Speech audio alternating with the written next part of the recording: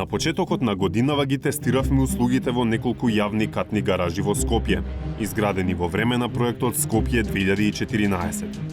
Иако се релативно нови, наидовме на руинирани ѕидови и тоалети, нефункционални системи за олеснување на паркирањето, нефункционални лифтови и ескалатори. Тврдишме дека нигде не иде ескалатор. По емитувањето на сторијата до 360 степени стигна поплаки од граѓани за други катни гаражи. Најгласни беа оние за гаражата кај Националната опера и балет.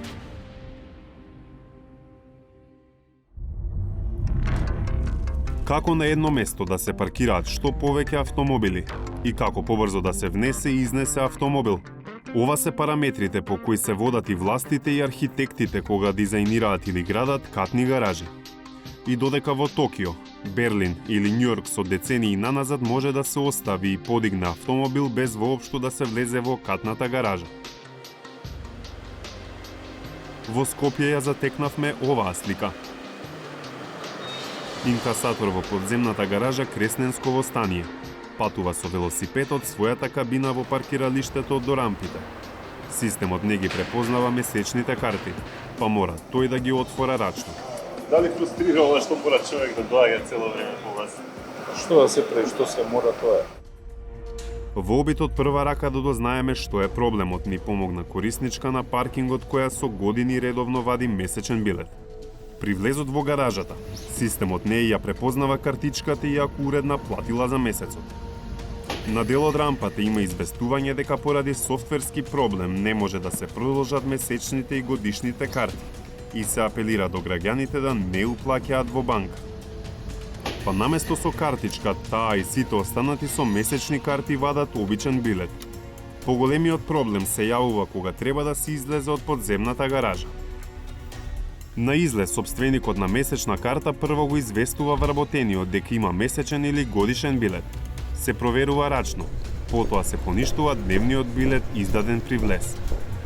Здраво, со месечно сум. Ќе ми отворите? Да? Хвала. Откако ќе го поништат билетот, следува нова комплексна фаза во процесот на излегување од гаражата. Треба да се почека вработениот да дојде до излезот кој се наоѓа на поголема оддалеченост од пунктот за наплата, за да ја отвори рампата со неговата службена картичка. До кога вака? Кога ќе се следи системот? Нема. Знаете? Само да ве излажам. Хвала, пријатно. И така за сите корисници на месечна или годишна карта. Наредниот ден се обидовме сами да извадиме месечна карта. Иако акционерското друштво за изградба и стопанисување со станбен и деловен простор од значење за Републиката нуди таква услуга, не добивме и право да ја искористиме. Здраво. Да ве прашам за вадење месечен билет, дали може? И колку пари е? Нема ништо тоа. Ми пишува дека нов систем чека на нова фирма за месец дена. Максимум треба да биде специализиран да може да почне да ќе биде и како ќе биде и колку пари ќе биде и колку ќе има место, не знам.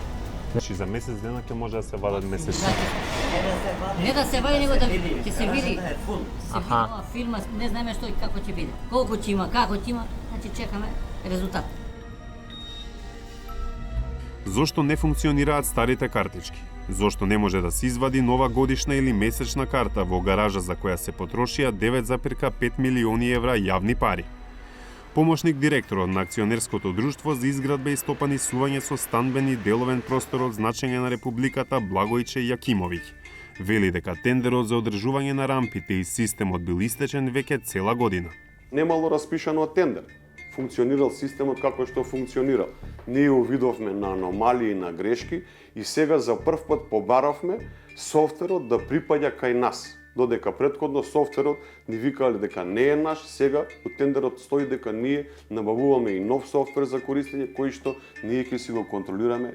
Јакимовиќ признава дека имало грешки од претходната фирма и од предпријатието, но одби да навлезе во оценка дали некој направил злоупотреби во периодот кога паркингот работел без договор за сервисер. Призна дека во моментов во катните гаражи со кои раководи предпријатието не може да се вадат месечни карти, но најави дека тоа ќе се реши со изборот на нова фирма сервисер на системот. А бидејќи сега се издадени и премногу месечни и годишни карти, прашавме како ќе се бира кој ќе има право на нив. Прединство апсолутно нема. Кој прв дојде, прв услужи.